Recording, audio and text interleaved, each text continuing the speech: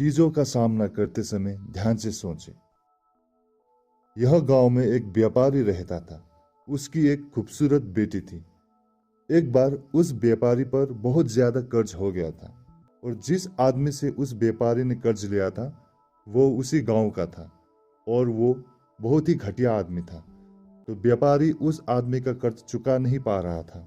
तो उस आदमी ने सारे गांव वालों को जमा किया और व्यापारी के घर पर जाकर व्यापारी से कहा, अगर तुम मेरा कर्जा दे नहीं पा रहे हो तो अपनी बेटी की शादी मुझसे करा दो।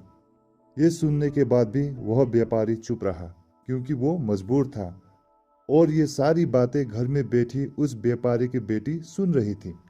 थोड़ी देर बाद उस आदमी ने गांव वालों और व्यापारी से कहा, ठीक है, मैं एक थैली में सफेद और एक काला पत्थर डालूंगा और इसकी बेटी को थैली में से कोई एक पत्थर को निकालना होगा।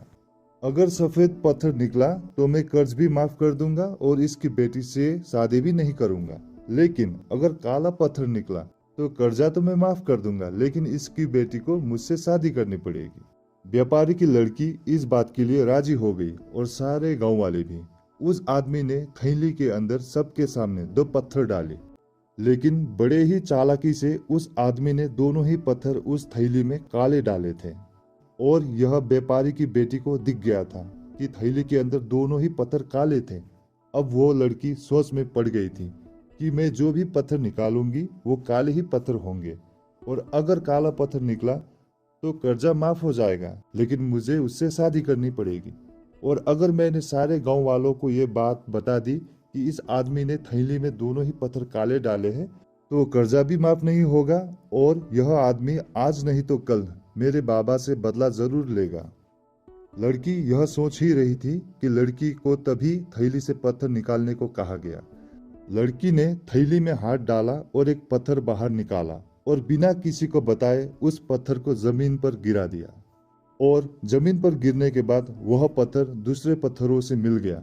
तभी लड़की ने सबसे कहा, अब कैसे पता चलेगा कि मैंने जो पत्थर निकाला था वह सफेद था या काला था?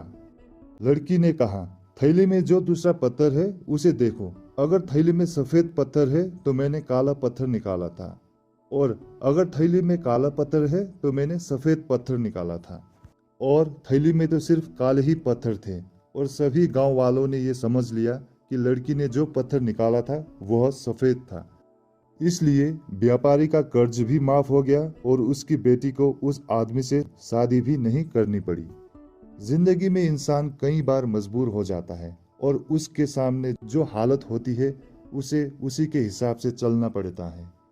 इस कहानी से हमें ये सीख मिलती है, जब भी आप मजबूर हो जाओ और मजबूरी में आपका कोई फायदा उठाना चाहता हो तो इनोसेंट मत बनो, बल्कि अपने दिमाग का इस्तेमाल करो। जितना इनोसेंट बनने की कोशिश करोगे लोग उतना ज्यादा आपको चीट करेंगे।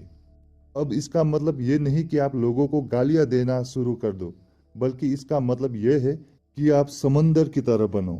मतलब ये है कि आप समंदर की तरह खामोश रहो, लेकिन उसकी गहराई की तरह अपने दिमाग में नॉलेज रखो।